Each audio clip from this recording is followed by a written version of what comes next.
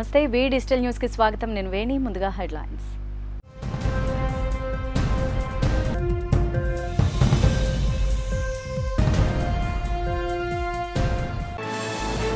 29 నుంచి రఘు కాలేజీలో అంతర్జాతీయ సదస్సు యువతను పరిశోధన రంగంలో ఆసక్తి కలిగించే విధంగా నిర్వహణ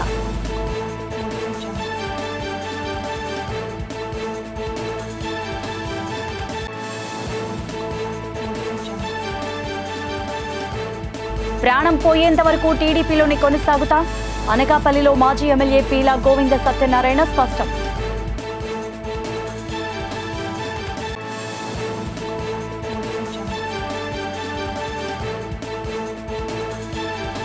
వైకాపా పాలనలో ఒక సామాజిక వర్గానికే ప్రాధాన్యం ఆంధ్ర క్రికెట్ అసోసియేషన్ ను కబ్జా చేశారంటూ జనసేన కార్పొరేటర్ పీతల మూర్తి యాదవ్ ఆరోపణ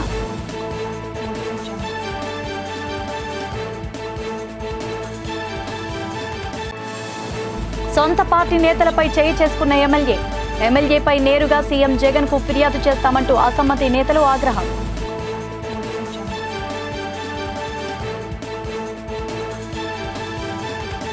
ఇక డీటెయిల్స్ చూస్తే స్టీల్ ప్లాంట్ ప్రైవేటీకరణను వ్యతిరేకిస్తూ ఉక్కు అఖిలపక్ష పోరాట కమిటీ ఉద్యమం చేస్తున్న సంగతి తెలిసిందే తాజాగా ప్రైవేటు సంస్థలతో ఒప్పందాలు కొనసాగుతున్న నేపథ్యంలో గత రాత్రి నుంచి ఉక్కు పరిపాలనా భవనం వద్ద ఆందోళన చేస్తూనే ఉన్నారు ఏడీ ఆఫీస్ నుంచి బయటకు రాకుండా భవనం చుట్టూ కార్మికులు ముట్టడించారు నూతన వేతన ఒప్పందాలు అమలు చేయాలని స్టీల్ ప్లాంట్లో మౌలిక సదుపాయాలు మెరుగుపరచాలని నేతలు డిమాండ్ చేశారు స్టీల్ ప్లాంట్ను పూర్తి సామర్థ్యంతో నడపాలంటూ కోరారు లాభాల బాటలో నడుస్తున్న ప్లాంట్ను ప్రైవేటు వ్యక్తుల చేతుల్లో పెడదామని చూస్తే కార్మికుల ఆగ్రహానికి గురి కావాల్సి వస్తుందని హెచ్చరించారు ముట్టడి నేపథ్యంలో భారీ బందోబస్తును ఏర్పాటు చేశారు Visakha steel plant blast furnace 3ని ఆపరేషన్ అన్యాయంగా 2 సంవత్సరాల క్రితం కేంద్ర ప్రభుత్వ ఉత్తర్వులతో నిలిపేసింది కావాలని విశాఖ స్టీల్ ప్లాంట్కి నష్టాలు తెప్పించేదానికి తప్పుడు చర్యలకు ఆనాడు పాల్పడింది ఈరోజు మరలా 19వ తేదీన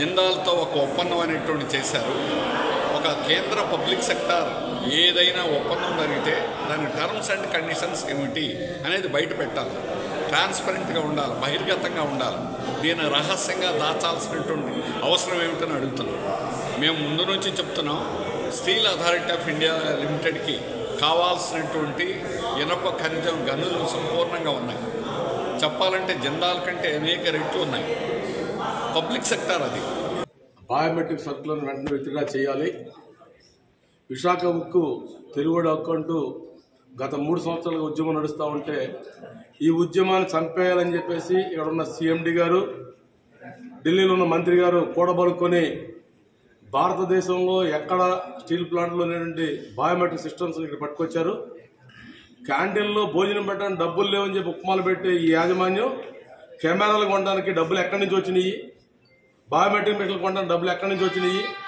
అంటే ఉద్యమాన్ని చంపేయాలంటే బయోమెట్రిక్ కొట్టే మార్గం అని చెప్పి మీరు అనుకుంటా ఉన్నారేమో తెలుగు ప్రజల పోరాటంతో పూర్వీకుల త్యాగాలతో ప్రాణ త్యాగంతో వచ్చిన కర్మాగారాన్ని కాపాడుకోవడం కోసం తెలుగు ప్రజలంతా కట్టుబడి ఉన్నారు మీరు బయోమెట్రిక్లు పెట్టి ఇంకోటి పెట్టి భయభ్రాంతులు చేద్దాం అనుకుంటే సాధ్యమయ్యే పని కాదు మేము ఉత్పత్తి చేస్తూ ఉన్నాం కాబట్టి ఉత్పత్తి వస్తూ ఉంది లాభాలు వస్తూ ఉన్నాయి ప్రొడక్షన్ వస్తూ ఉంది ఈరోజు రా మెటీరియల్ మీరు ఇవ్వడం చేత కావడం లేదు మీకు రా మెటీరియల్ తీసుకురండి ఉత్పత్తి తీసే పూచి మాది ఢిల్లీలో మంత్రివర్గాన్ని అట్లాగే స్టీల్ సెక్రటరీ గారిని ఛాలెంజ్ చేశాం మాకు 7.5 మిలియన్ టన్నులు కావాలంటే 600 ఇవ్వండి రైల్వే ఖాళీ రేకులు ఇప్పించండి కోలు ఇప్పించండి మేము ఉత్పత్తి చేస్తామని చెప్పేసి రా మెటీరియల్ ఇవ్వడం చేతగాక ఉత్పత్తి లేక ఒక బ్లాస్ట్ ఫర్నెస్ మూసేసి కంపెనీ నష్టాల పాలు చేస్తాం మీరు ప్రయత్నం చేస్తూ ఉన్నారు కాబట్టి యాజమాన్యం చేసే తప్పుడు చర్యలని మేము అంగీకరించే సమస్య లేదు 3 గంటల నుంచి ఇప్పటి వరకు డీపీ గారి దగ్గర కూర్చుంటే డీపీ గారు సీఎండీ ఫోన్ చేస్తాను భయపడతా ఉన్నాడు సీఎండీ గారికి రావడానికి భయపడతా ఉన్నాడు ఓ జీఎం రావడానికి భయపడతా ఉన్నాడు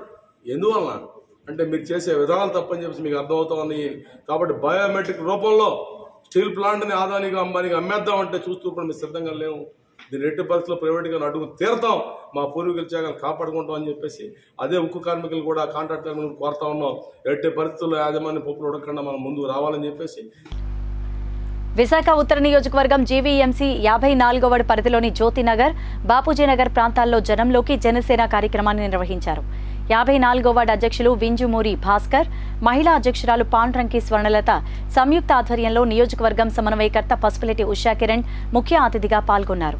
ఈ సందర్భంగా ఇంటింటికి వెళ్లి జనసేన, తెలుగుదేశం పార్టీల సిద్ధాంతాలు తెలిపారు. అవినీతి లేని పరిపాలన తెలుగుదేశం, జనసేన పార్టీలతోనే సాధ్యపడుతుందన్నారు.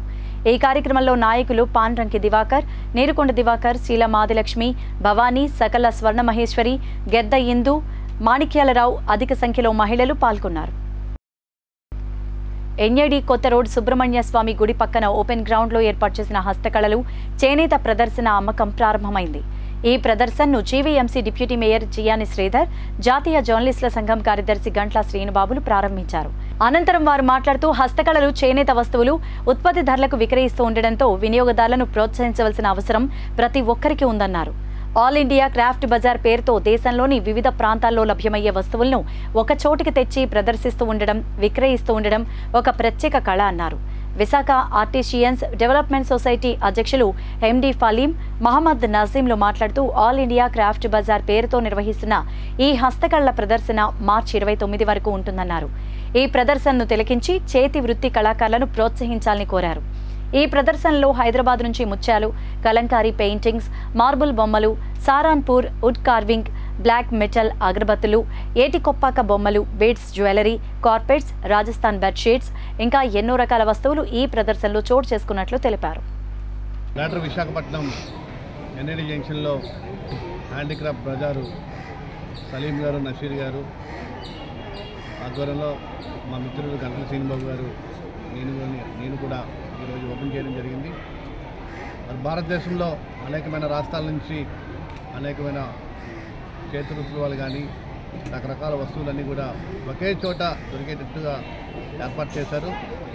గతంలో 2 సార్లు ఎన్ఏడి జంక్షన్లో ఒక ఎగ్జిబిషన్ పెట్టారు. మరి ఈసారి కూడా 3వసారి పెట్టడం. మరి ఎన్ఏడి, గోపాలపట్నం, సింహాచలం, పెందుర్తి చుట్టుపక్కల ఏరియాలో ఎవరైనా కూడా మనం ఇక్కడ మంచి రేట్స్లో అన్ని వస్తువులు కూడా మంచి క్వాలిటీలో లభిస్తూ ఉన్నాయి. కాబట్టి ప్రతి ఒక్కరూ కంపల్సరీగా ఒక ఎగ్జిబిషన్ స్టాల్ని విజిట్ చేయవలసిందిగా కోరుతూ, మరి ఇటువంటి స్టాల్స్ మన భారతదేశంలో అన్ని ప్రాంతాల్లో కూడా పెడుతూ, ఆంధ్రప్రదేశ్లో ముఖ్యంగా 26 జిల్లాల్లో కూడా స్టాల్స్ పెడుతూ విశాఖ ఆర్టిషియన్స్ డెవలప్మెంట్ సొసైటీ ఆధ్వర్యంలో మరి ప్రత్యేకంగా మెగా ఎగ్జిబిషన్ ప్రారంభించడం జరిగింది. విశాఖ నగరపాలక సంస్థ deputy mayor, YSR Congress party నాయకులు, మా సోదరులు జియాన్ శ్రీధర్ గారు ముఖ్య అతిథిగా విచ్చేసి ఈ ఎగ్జిబిషన్ ప్రారంభించడం జరిగింది.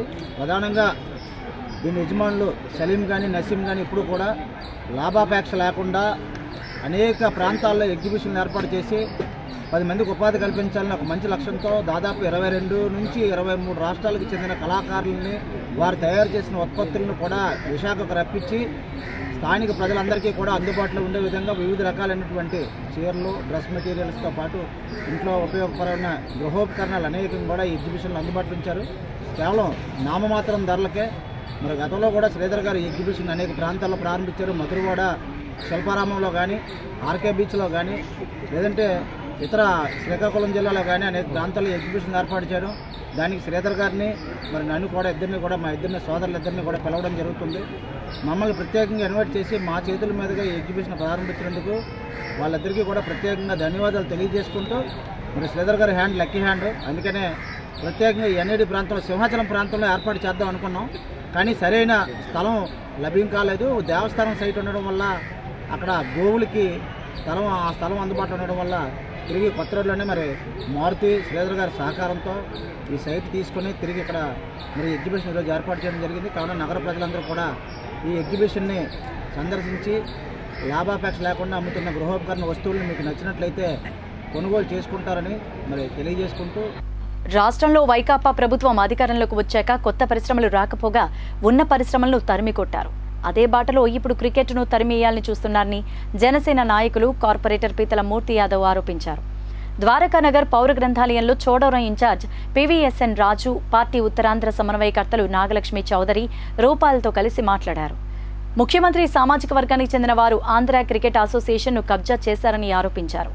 ఎంపీ విజయసాయిరెడ్డి కనుసన్నల్లో క్రికెటర్ హనుమ విహారిని బయటకు పంపించారన్నారు. విజయసాయిరెడ్డి బినామీలైన శరత్ చంద్రారెడ్డి, రోహిత్ రెడ్డి, గోపీనాథ్ రెడ్డి ఆంధ్ర క్రికెట్ అసోసియేషన్లో చేరి అసోసియేషన్ను బంగాళాఖాతంలో కలిపేందుకు పూనుకున్నారని ఆరోపించారు. మనవాడు మన కులపోడు వాడి కొడుకుని ఎలాగైనా సరే సెలక్షన్ చేయాలని చెప్పి సిఫార్సు చేస్తే ఇవాళ ఈ యొక్క పృథ్వీరాజ్ అన్నవాడు సెలక్షన్ కమిటీలోని 17 ఆటగాడిగా సెలెక్ట్ అయ్యాడు. 17 ఆటగాడిగా ఉండి మ్యాచ్ అయిన తర్వాత డ్రెస్సింగ్ రూమ్లో ఎక్కడైనా నిబంధనల ప్రకారంగా ఏదైనా గొడవ జరిగితే టీం మేనేజర్కి ఫిర్యాదు చేయాలి. టీం మేనేజరు CEO ఫిర్యాదు చేయాలి. CEO ఫిర్యాదు చేసిన తర్వాత ఎపెక్స్ కమిటీ వేయాలి.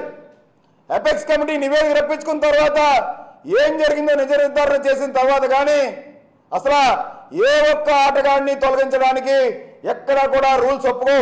మరి ఇక్కడ టీం మేనేజర్ చెప్పకుండా CEOకి చెప్పకుండా ఎపెక్స్ కమిటీ వేయకుండా ఎటువంటి నివేదిక రాకుండా అర్ధాంతరంగా గోపీనాథ్ రెడ్డి అనేటువంటి క్రికెట్కి బ్యాట్కి బాల్కి సంబంధమైనటువంటి ఈ యొక్క నీచుడు ఆంధ్ర క్రికెట్ అసోసియేషన్ భ్రష్టు పట్టించినటువంటి వ్యక్తులు శరత్ చంద్రారెడ్డి కానీ రోహిత్ రెడ్డి కానీ గోపీనాథ్ రెడ్డి కానీ వీళ్ళు ఏ విధంగా వారు వ్యవహారం తొలగిస్తారు?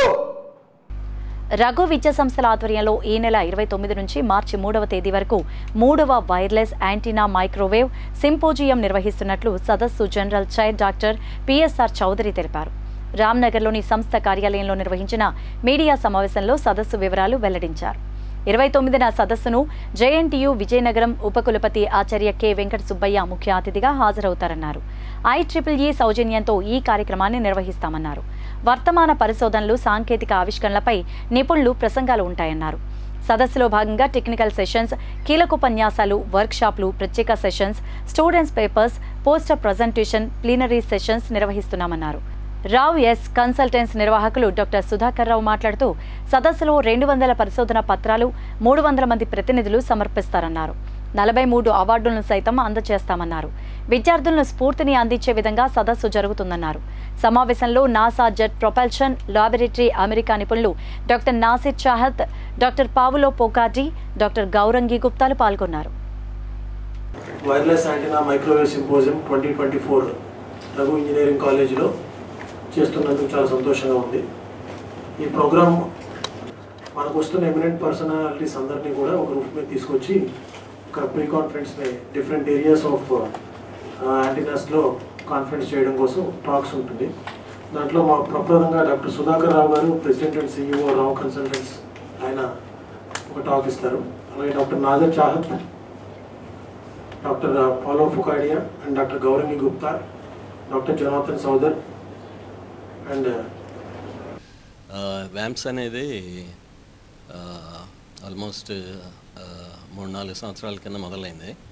ఎందుకంటే ఈ కాన్ఫరెన్సెస్ అన్నీ పెద్ద కాన్ఫరెన్సెస్ స్టూడెంట్స్కి అంత ఇంపార్టెన్స్ లేదు. ఎందుకంటే రిజిస్ట్రేషన్ ఫీ ఎక్కువ, మళ్ళీ హోటల్స్ ఛార్జెస్ అవి ఎక్కువ. అందుకని స్టూడెంట్స్కి ఫేవరబుల్ అనుకూలంగా ఉండే కాన్ఫరెన్స్ చేద్దామని ఐడియా వచ్చింది. సో దాంతో మిగతా వాళ్ళతో కూడా సంప్రదించి ఇది వ్యాంప్స్ అనేది ఫామ్ చేయడం అయింది సొసైటీ.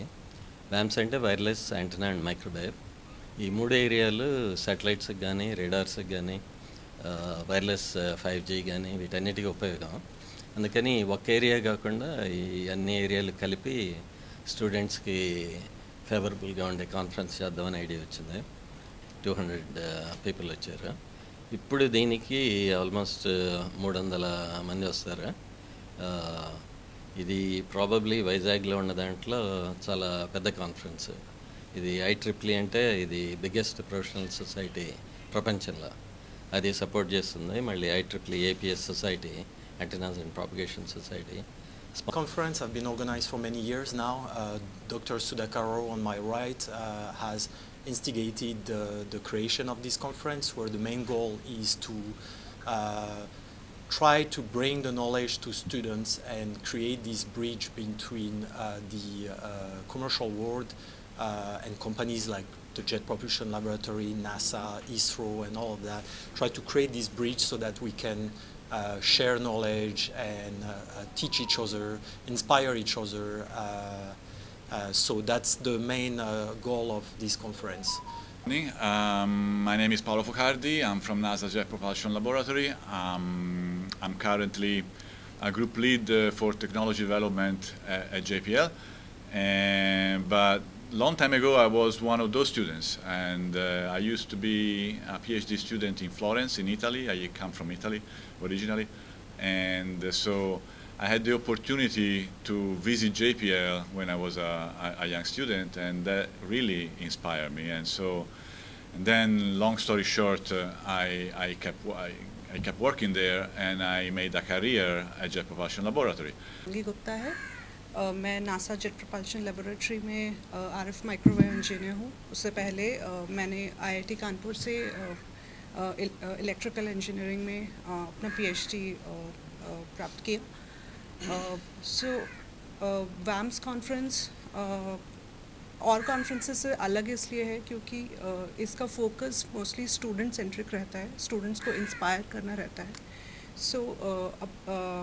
टेक्निकल टॉक्स और इंडस्ट्री प्रेजेंटेशंस के अलावा हम विमेन इन इंजीनियरिंग और यंग प्रोफेशनल्स एक्टिविटीज़ के थ्रू स्टूडेंट्स को इंस्पायर करने की और उनके लिए एक प्लेटफॉर्म क्रिएट करने की कोशिश करते हैं जिसमें वो आके తూర్పు ఎమ్మెల్యే వెలగపూడి రామకృష్ణబాబు తన్ను చంపేస్తామని అంతు చూస్తామని తనకు వస్తున్న బెదిరింపు ఫోన్స్ విషయంలో కారకులను గుర్తించి చర్యలు తీసుకోవాలని నగర పోలీస్ కమిషనర్ రవిశంకర్ను కలిసి ఫిర్యాదు చేశారు. శని ఆదివారాల్లో 2 రోజుల పాటు తనకు సుమారు 5 ఫోన్స్ వచ్చాయన్నారు. వాటిలో 2 అంతర్జాతీయ కాల్స్ ఉన్నాయని కారకులను వెంటనే గుర్తించాలన్నారు. తనకు తన కుటుంబ సభ్యులకు తగిన భద్రత కల్పించాలన్నారు. దీనిపై సానుకూలంగా స్పందించిన సిపి పూర్తి స్థాయి విచారణ చేపడతామని హామీ ఇచ్చారు.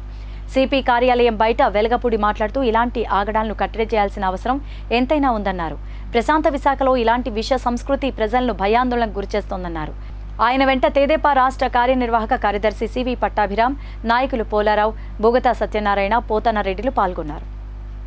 మొన్న శనివారం ఆదివారం 24, 25 తేదీల్లో రాత్రి 8 గంటల నుంచి 11 గంటల లోపులో ఒక 5 ఫోన్ నెంబర్లతో నాకు బెదిరింపు కాల్స్, చంపేస్తాం, నరికేస్తామని అసభ్య పదజాలను వాడటం జరిగింది. ఆ ఫోన్లో వ్యక్తి గొంతు మన ఉత్తరాంధ్ర ప్రాంతం భాష అయితే కాదు. ఆల్రెడీ 2వ రోజు అసభ్య పదజాలంతో మాట్లాడిన మాటలు కూడా పెన్ డ్రైవ్లో సిఐ ఎంవిపి గారికి ఇవ్వడం జరిగింది. 24, 25 తారీఖుల కంప్లైంట్లు కూడా సిఐ గారికి ఇవ్వడం జరిగింది. నాకు తెలిసి విశాఖ నగరంలో ఇటువంటి సంస్కృతి లేదు. ఈ 5 సంవత్సరాల్లో ఈ సైకో జగన్మోహన్ రెడ్డి ప్రభుత్వంలో కనీసం 39-40 మర్డర్లు జరిగినాయి. నాకు తెలిసి విశాఖ చరిత్రలో ఎప్పుడూ లేదు. అంతేకాకుండా ఒక రౌడీ షీటర్ చనిపోతే పాలాభిషేకం, బీరుతో అభిషేకాలు చేస్తూ కత్తులు రోడ్డు మీద చూపించుకుంటా కేజీహెచ్ నుంచి 3 town police station, MBP police station నుంచి ర్యాలీలు నిర్వహించే పరిస్థితి విశాఖ నగరంలో వచ్చింది. ఒక ప్రజాప్రతినిధి కుటుంబానికే విశాఖ నగరంలో రక్షణ లేని పరిస్థితి సైకో జగన్మోహన్ రెడ్డి ప్రభుత్వంలో ఉంది. అందుకని చెప్పి ఈరోజు దీని మీద కమిషనర్ ఆఫ్ పోలీసుని కలవటం జరిగింది. మేము దీని మీద తగిన చర్యలు తప్పకుండా తీసుకుంటాం. దీన్ని సీరియస్గా తీసుకుంటాం. తప్పకుండా కూడా ఎఫ్ఐఆర్ బుక్ చేసి ఎవరైతే నిందితులు ఉన్నారో, మీకు బెదిరింపు కాల్స్ ఎవరైతే చేశారో వాటి మీద తప్పకుండా కఠినమైన చర్యలు తీసుకుంటామని చెప్పి కమిషనర్ ఆఫ్ పోలీస్ చెప్పడం జరిగింది. గత 3.5 దశాబ్దాలకు పైగా రాష్ట్ర వ్యాప్తంగా వివిధ మీడియాల్లో అశ్లీల, అభ్యంతరకర ధోరణులపై ఎన్నో పోరాటాలు జరిపామని అశ్లీలత ప్రతిఘటన వేదిక రాష్ట్ర అధ్యక్షులు ఈదర గోపీచంద్ అన్నారు. పోరాట చరిత్రను ఇటీవలే కామోత్సవ దహనం పేరిట పుస్తకంగా వెలువరించామని తెలిపారు. జీవీఎంసీ గాంధీ విగ్రహం వద్ద పలువురు సాహితీవేత్తలు, ప్రజా సంఘాల నేతల ఆధ్వర్యంలో ఈ పుస్తక ఆవిష్కరణ జరిగింది. ఈ సందర్భంగా వక్తలు మాట్లాడుతూ ప్రస్తుతం టీవీలో, సామాజిక మాధ్యమాల్లో పెచ్చరిల్లుతున్న అశ్లీల విష సంస్కృతిని, మూఢనమ్మకాలను ప్రభుత్వం అరికట్టాలంటూ వక్తలు డిమాండ్ చేశారు. బాల వికాస్ ఫౌండేషన్ అధ్యక్షులు నర్వ ప్రకాశ్రావు, తెలుగు దండు ఉద్యమ నేత పరవస్తు ఫణిసైన సూరి, భారత నాస్తిక సమాజం అధ్యక్షులు తుంపాల శ్రీరామ్మూర్తిలు పాల్గొన్నారు. కామోత్సవ దహనం అనే పేరుతో తీసుకొచ్చాము. రాష్ట్రంలో అనేక మంది సాహితీవేత్తలు, ప్రజా సంఘాలు ఆ రోజున 1987-89 ప్రాంతంలో వాళ్ళందరూ కూడా మమ్మల్ని అభినందిస్తూ ఉత్తరాలు రాశారు, సందేశాలు పంపించారు. శేషేంద్ర శర్మ యొక్క ఈ దరిద్రపు నవలని ఏకిపారేశారు. ఆ వ్యాసాలన్నిటిని కూడా దీంట్లో కూర్చి ఒక పుస్తకంగా ఈరోజు మనం తీసుకురావడం జరిగింది. తర్వాత అంతకుముందే ఇక్కడ ఇదే విశాఖపట్నంలో 1989లో మల్లాది వెంకటకృష్ణమూర్తి నవల తేనెటీగ అనేటువంటి దాన్ని సినిమాగా తీస్తూ రాజేంద్ర ప్రసాద్ హీరోగా ఇక్కడ షూటింగ్ జరుగుతూ ఉంటే మేమందరం కలిసి అనేక సంఘాలు, ఇక్కడ భారత నాస్తిక సమాజం కానీ, ఇంకా అరసం కానీ, విరసం కానీ, జన సాహిత్యం అని ఇలా అనేక సంఘాలు 16 సంఘాలు ఉన్నాయి. మా ప్రాణం పోయేంత వరకు తాను తెలుగుదేశం పార్టీలోనే ఉంటానని మాజీ ఎమ్మెల్యే పీలా గోవింద సత్యనారాయణ స్పష్టం చేశారు. గవరపాలెంలోని పీలా క్యాంపు కార్యాలయంలో పార్టీ నాయకులు, కార్యకర్తల సమావేశంలో మాట్లాడుతూ అనకాపల్లి టీడీపీ కార్యకర్తలతోనే ఉంటానని, పార్టీ చంద్రబాబు ఆదేశాలు శిరస వహించడమే తన కర్తవ్యమన్నారు. టీడీపీ కార్యకర్తలంతా సంయమనం పాటించాలని, అపోహలకు పోవద్దన్నారు. వైసీపీ ప్రభుత్వంలో సైకో జగన్ అధికారంలోకి వచ్చిన 5 ఏళ్లు ప్రభుత్వ వైఫల్యాలపై అలుపెరగని పోరాటం చేసి పలు కేసులను నమోదు చేసుకున్నామన్నారు. ల్యాండ్ పూలింగ్ పేరుతో సైకో జగన్ ఎమ్మెల్యే, మంత్రులు పేదల భూములను లాక్కున్నారని, ఈ ప్రభుత్వాన్ని సాగనంపడమే ధ్యేయంగా సమిష్టి కృషితో టీడీపీ అధినేత చంద్రబాబు ఆదేశాల మేరకు పనిచేయాలంటూ కోరారు. మరో 2 రోజుల్లో తమకు మంచి శుభవార్త వస్తుందని, అప్పటి వరకు తొందరపడి ఏ నిర్ణయం తీసుకోవద్దని పార్టీ కార్యాలయం నుంచి ఆదేశాలు వచ్చాయంటూ పీలా గోవింద సత్యనారాయణ తెలిపారు. అంతవరకు ఎవరు కూడా తోలనాడొద్దు, మన నాయకుడు ఏమైనా పార్టీ ఏం తోలనాడొద్దు, సమయం పాటించండి. దయచేసి అందరికీ మరొక్కసారి పేరు పేరున విజ్ఞప్తి చేస్తూ మీరందరూ నా పేరు చూపించిన మమకారానికి ఎన్ని జనం ఎత్తులో రుణం తెచ్చుకోవాలి. ఈ రోజు కాదు, ఆ రోజు కాదు, 2019లో ఓటమి చెందుతారో కూడా చెప్పాను. నేను అనకాపల్లి ఇదే ఇంట్లో ఉంటానని చెప్పాను. కౌంటింగ్ అయిపోయిందో సాయంత్రం ఎక్కడ కూర్చొని మాట్లాడాను. ఈ రోజు కూడా ఇదే పరిస్థితి. నేనే అనకాపల్లి వెళ్ళిపోయాను. అనకాపల్లి వెళ్ళలో నేనే మళ్ళీ తీసుకెళ్ళి వైజాగ్లో దుకాణంలో, నేనే వెళ్ళిపోయి మళ్ళీ యలమంచిలో దుకాణంలో, నేనే పెద్దుతులు వెళ్ళిపోయాను. ఆడ మన సత్యనాథ్ కాదు, వాటమి చెందిన నుంచి ఈ రోజు వరకు అనకాపల్లి మీతో ఎలాగైతే మమ్మీపోయానో మళ్ళా రేపు కూడా అలాగే మమ్మీకి అవుతారని మన నాయకుడు కబురు వచ్చే వరకు సమయం పాటించండి. ఇదే పార్టీలో, ఇదే ఇంట్లో, ఇదే కుటుంబంతో సీట్లు ఎన్ని దీన్ని ఊహించలేదు ఎమ్మెల్యే అవుతాడు. మా నాయకుడు గుర్తించి మా తండ్రి గారి మీద ఉన్న గౌరవం కొలిది మా పార్టీకి, మాకు, మా కుటుంబానికి ఉన్న అనుభవ బంధంలో మా ఫాదర్ మీద ఎఫ్ఎస్ఎల్ ద్వారా సీట్ ఇచ్చారు. ఆ రోజు పేలుగొంది ఎవరు అనకాపల్లిలో? చంద్రబాబు నాయుడు. ఆ రోజు నాకు టికెట్ ఇస్తే చాలా మంది ధర్నాలు చేశారు. 10 మీ మీడియా ముందు కామెంట్లు చేశారు, ఎక్కడి నుంచి వచ్చి ఎలా అయిపోతుంది రమ్మయ్యాను. కానీ ఒకటే చెప్పారు, నేను ఎప్పుడు కూడా మీతో కుటుంబ సభ్యుల్లా ఉంటానని ఆ రోజు వాగ్దానం చేశాను మా కార్యకర్తలకి. ఈ రోజు కూడా వాళ్ళ మనసులో ఇంత స్థానం ఉందని నాకు సీట్ వాడుకు చెందిన తర్వాత తెలుసు. ఎమ్మెల్యేపై తీవ్రమైన అవినీతి ఆరోపణలు చేసి తిరుగుబాటు బావుట ఎగురవేసిన సొంత పార్టీ నేతలను రాజీకి పిలిచి చోడవరం ఎమ్మెల్యే కరణం ధర్మశ్రీ చేయి చేసుకున్న సంఘటన ఉమ్మడి విశాఖ జిల్లాలో సంచలనంగా మారింది. చోడవరం నియోజకవర్గం బుచ్చయ్యపేట మండలం వైకాపా నేతలు గేదెల సత్యనారాయణ, దొండ సన్యాసిరావు, కొల్లిమర్ల అచ్చేనాయుడు, వీర్ల సురేష్, దేవత అప్పారావు తదితరులు ఎమ్మెల్యే ధర్మశ్రీ నియోజకవర్గంలో చేస్తున్న పనులు నచ్చగా స్థానిక నాయకుల పట్ల కనీస గౌరవం లేకుండా ఇష్టారీతన మాట్లాడడం, డబ్బులు వచ్చే పనులు మాత్రమే చేపట్టడమే కాకుండా పైరవీలు చేస్తూ డబ్బులు వసూళ్లకు పాల్పడ్డ వంటి అంశాలపై తిరుగుబావుట చేశారు. అధిష్టానానికి వచ్చే ఎన్నికల్లో ధర్మశ్రీ వద్దు, జగనన్న ముద్దు అంటూ లిఖితపూర్వకంగా ఫిర్యాదు చేశారు. ఎన్నికలు సమీపిస్తున్న సమయంలో ఇటువంటి సంఘటనలు పార్టీకి నష్టమనే అభిప్రాయంతో విశాఖ డైరీ కార్యాలయంలో రాజీ సమావేశం నిర్వహించారు. మంత్రి గుడివాడ అమర్నాథ్, జిల్లా పార్టీ అధ్యక్షులు బుడ్డెడ ప్రసాద్, విశాఖ డైరీ చైర్మన్, పశ్చిమ నియోజకవర్గ ఇన్ఛార్జ్ ఆడరి ఆనంద్ కుమార్ తదితరులు మధ్యవర్తిత్వం వహించి సమావేశంలో పాల్గొన్నారు. ఆరోపణలు ఎదుర్కొంటున్న శాసనసభ్యులు కరణం ధర్మశ్రీ పార్టీలోని తన ప్రత్యర్థులపై ఆ సమావేశంలో ఒక్కసారిగా రాయలేని బూతులతో విరుచుకుపడ్డారు. ప్రత్యర్థి వర్గం కూడా ధీటుగా సమాధానం ఇవ్వడంతో వడ్డాది PACS చైర్మన్ సన్యాసిరావుపై చేయి చేసుకున్నారు. అలాగే ధర్మశ్రీ ముఖ్య అనుచరుడైన బుచ్చయ్యపేట ZPTC దొండ రాంబాబు అసమ్మతి వర్గానికి చెందిన MPTC దేవర అప్పారావును కొట్టారు. దీంతో రాజీ సమావేశం గందరగోళం మధ్య అర్థాంతరంగా ముగిసిపోయింది. ధర్మశ్రీపై నేరుగా సీఎం వైఎస్ జగన్ కు ఫిర్యాదు చేస్తామంటూ అసమ్మతి నేతలు ఆగ్రహంతో, అవమానంతో అక్కడి నుంచి నిష్క్రమించారు. బులెటిన్ ముగించే ముందు హెడ్లైన్స్ మరోసారి.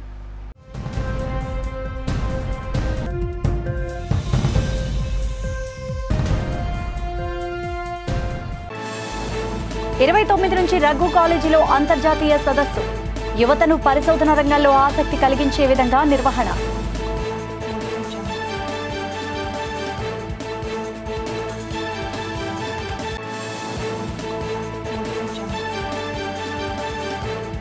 ప్రాణం పోయేంత వరకు టీడీపీలోనే కొనసాగుతా, అనకాపల్లిలో మాజీ ఎమ్మెల్యే పీలా గోవింద సత్యనారాయణ స్పష్టం.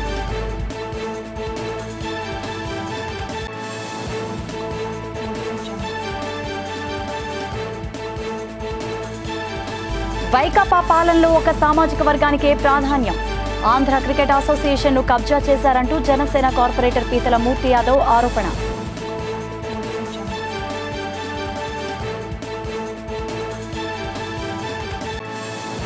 సొంత పార్టీ నేతలపై చేయి చేసుకున్న ఎమ్మెల్యేపై నేరుగా సీఎం జగన్ కు ఫిర్యాదు చేస్తామంటూ అసమ్మతి నేతలు ఆగ్రహం.